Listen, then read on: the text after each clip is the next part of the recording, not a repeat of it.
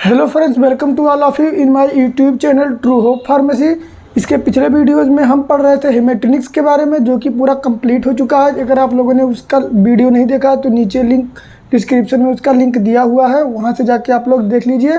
अब स्टार्ट करते हैं इसके आगे का टॉपिक, जो कि फार्माकोलॉजी 5th सेमेस्टर के यूनिट 2 में है, जो है कोगुलेंट्स।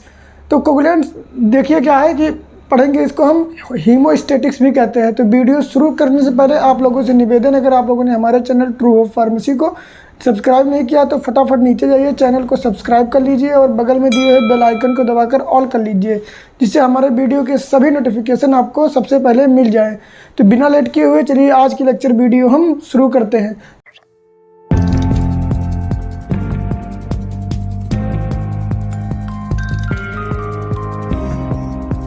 तो देखिए हम पढ़ेंगे कोगुलेंट्स, या इसी को कहते हैं हीमोस्टैटिक्स।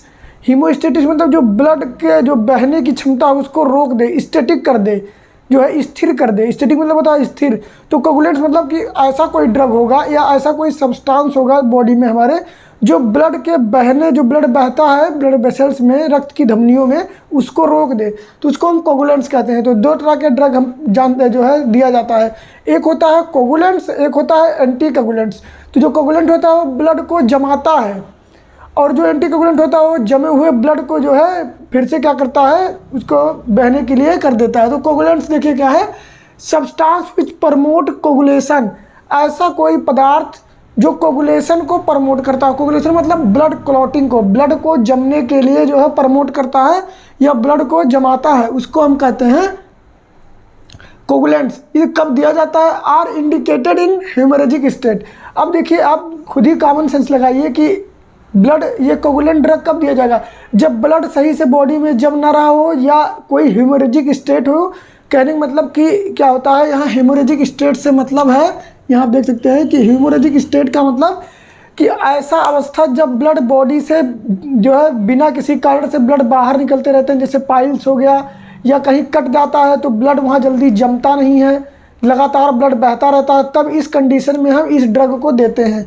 अब देखिए क्या होता है, कौन कौन सी चीज़ें देते हैं। देखिए फ्रेश होल ब्लड और plasma are used as haemostatic agents. Haemostatic agent के रूप में जो हमारा फ्रेश ब्लड होता है, जो ब्लड है और प्लाज्मा है, इसी का यूज किया जाता है। क्योंकि इसलिए यूज किया जाता है क्योंकि ये क्या करता है, provide all the clotting factors. ये क्लॉटिंग फैक्टर जो जमने के लिए जो जो पदार्थ या फैक्टर चाहिए उसको ये इमीडिएटली प्रोवाइड कराता है हमारे बॉडी में, जल्दी से जो है प्रोवाइड हो जाता है ये हमारा हीमोस्टैटिक एजेंट्स में। तो इसलिए हम ब्लड को और प्लाज्मा को यूज करते हैं एज ए हीमोस्टैटिक एजेंट्स की तरह। अब देखिए इसमें जो ड्रग आते हैं, अब हम बात करते हैं कि कौन कौन से ड्रग हैं जो कोगुलेंट्स की तरह यूज किए जाते हैं। पहला इसमें आपका देखिए, कोगुलेंट्स यूज्ड सिस्टेमेटिकली। ऐसा कौन सा ड्रग जो सिस्टेमिक ब्लड सर्कुलेशन के थ्रू बाइंड करके, जो रिसेप्टर से बाइंड करके और बॉडी में जाके वो क्या है, कोगुलेशन की तरह या हीमोस्टैटिक एजेंट की तरह काम करता है। तो इसमें आप लोगों ने बहुत बार सुना होगा, आप शुरू से पढ़ते हुए हम लोग आ रहे हैं विटामिन के बारे में। तो विटामिन के क्या है, एक फैट सॉल्युबल विटामिन है, जो कि क्या है, एसेंशियल होता है, ज़रूरी होता है क्लॉटिंग फैक्टर को बनाने के लिए। यह है आपका fat soluble vitamin. Fat soluble vitamin आप एग्जाम में ऐसे लिख सकते हैं यहाँ पे कि विटामिन के is a fat soluble vitamin that is essential for the synthesis of clotting factors.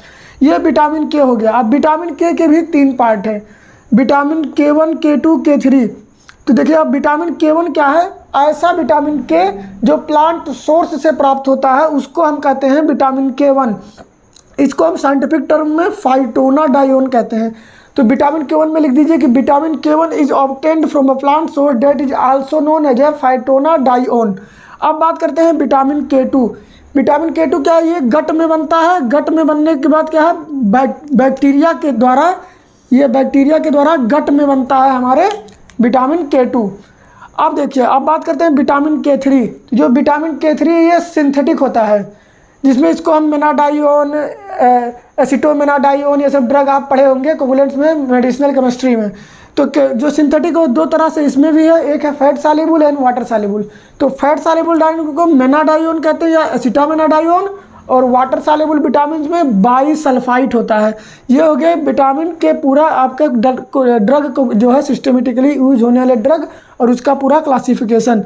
तो विटामिन के K1 K2 K3 ये हो गया। अब बात करते हैं फार्माकोलॉजिकल एक्शन या इसके एक्शन के बारे में, बॉडी में काम कैसे करता है।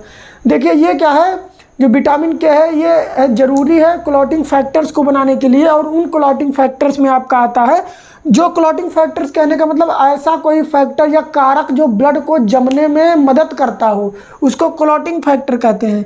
इसमें आपके आते हैं प्रोथ्रोम्बिन, फैक्टर 7, फैक्टर 9, फैक्टर 10 जो कि बनते हैं लीवर में। ये हो गया क्लॉटिंग फैक्टर्स और उसके फार्माकोलॉजिकल एक्शन। कुछ नहीं है, विटामिन के जो है हेल्प करता है क्लॉटिंग फैक्टर्स को बनाने में, यही इसका फार्माकोलॉजिकल एक्शन हो गया, सिंपल वर्ड में आप समझिए। अब बात करते हैं डेफिशिएंसी के बारे में कि किसकी वजह से विटामिन के की कमी होती है और ब्लड जो है जमना बंद हो जाता है।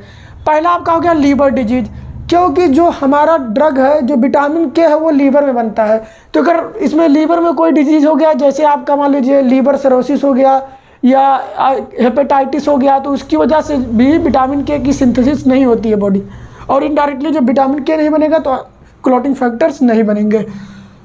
तीसरा आपका मल एब्जॉर्प्शन हो गया, इंटेस्टाइन में अगर मल का एब्जॉर्प्शन हो गया तो वहाँ भी जो विटामिन के बनेगा, लेकिन मल एब्जॉर्प्शन की वजह से इंटेस्टाइन में एब्जॉर्ब नहीं होगा, तब भी विटामिन के की कमी हो जाएगी। लॉन्ग टर्म एंटीबायोटिक्स थेरेपी, अगर हम लंबे समय तक एंटीबायोटिक ड्रग किसी पेशेंट को देते रहते हैं तब भी विटामिन के की कमी हो जाती है। ये हो गई डिफिशियंसी।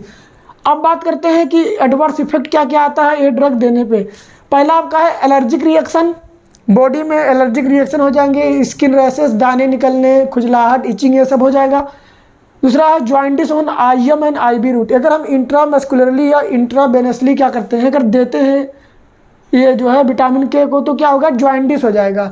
जॉइंटिस पीलिया हो जाता है, इसको हम कहते हैं, जो है हिंदी में पीलिया कहते हैं। अब देखिए इसके यूजेज क्या क्या हैं, विटामिन के क्या क्या यूज है, कब देते हैं। पहला है डाइटरी डिफिशियंसी, अगर किसी कारण से हम सही से डाइट नहीं ले पा रहे हैं, खाना कोई भी चीज़ें खाना या कुछ भी सही से नहीं खा पा रहे हैं, तब भी विटामिन के की कमी हो जाती है, तब देते हैं। दूसरा है प्रोलॉन्ग एंटी मलेरियल थेरेपी, अगर लंबे समय से एंटी मलेरियल ड्रग कोई चल रहा है, हाइड्रोक्सीक्लोरोक्विन या जो है आपकी आर्टिमिसिन, ये सब ड्रग हैं एंटी मलेरियल, लेकर ये लंबे समय तक चल रहे हैं, तब भी विटामिन के की कमी हो जाती है। इस अवस्था में हम ये ड्रग देते हैं। तीसरा है ऑब्स्ट्रक्टिव जॉइंटिस, अगर पीलिया हो जाता है, हाई पीलिया, अगर ज़्यादा लंबे समय से पीलिया हो जाता है तब भी विटामिन के देते हैं। लीवर डिजीज़, जैसे मैं पहले बता चुका हूँ, लीवर सिरोसिस और हेपेटाइटिस, ये सब डिजीज़ें आती हैं लीवर डिजीज़ में। ओरल एंटीकोगुलेंट टॉक्सिसिटी, अब ये समझिएगा कि इसका यूज कैसे है। ओरल एंटीकोगुलेंट टॉक्सिसिटी में कोगुलेंट का उल्टा ड्रग जो ब्लड को जमने नहीं देता, ब्लड को जो है पिघला देता, ब्लड क्लॉट को, जो थक्का जम रहा था उसको पिघला देता है। तो जो अगर हम हाई अमाउंट में कोई एंटीकोगुलेंट ड्रग दे देते हैं, ओरल एंटीकोगुलेंट ड्रग दे देते हैं, जैसे वारफेरिन है या हिपेरिन है, तो क्या करता है कि वो इतना ज़्यादा बॉडी में टॉक्सिसिटी काज कर देता है कि वहाँ पे उल्टा ही विटामिन के की कमी होने लगती है। तो इस अवस्था में भी हम जो है विटामिन के देते हैं, इस एंटीकोगुलेंट ड्रग की टॉक्सिसिटी को कम करने के लिए या इसके एक्शन को रिवर्स करने के लिए। तो ये हो गया ओरल एंटीकोगुलेंट टॉक्सिसिटी में।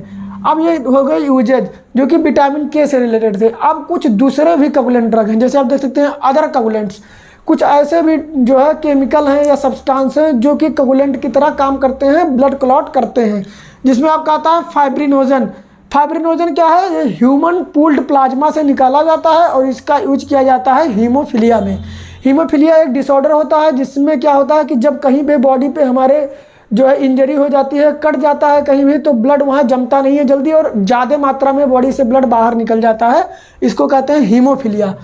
दूसरा यूज है एंटी हीमोफिलिक फैक्टर, ये भी पूल्ड ह्यूमन प्लाज्मा से निकाला जाता है, जो कि बनाया जाता है रिकम्बिनेंट डीएनए टेक्नोलॉजी के द्वारा, बायोटेक्नोलॉजी के द्वारा, रिकम्बिनेंट डीएनए टेक्नोलॉजी से।